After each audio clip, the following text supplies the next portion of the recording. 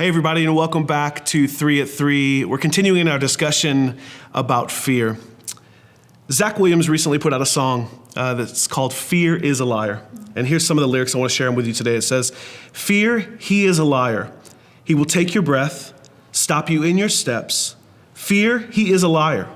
He will rob your rest, steal your happiness.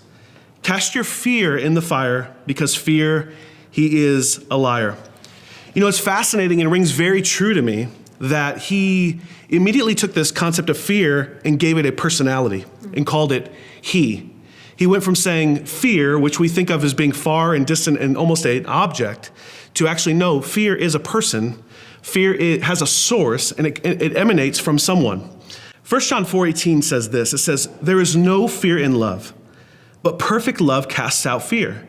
For fear has to do with punishment, and whoever fears has not been perfected in love."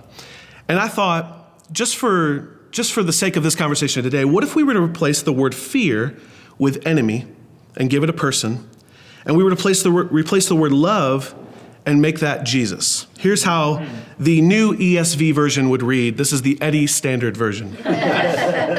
"There is no enemy in Jesus, but perfect Jesus casts out the enemy.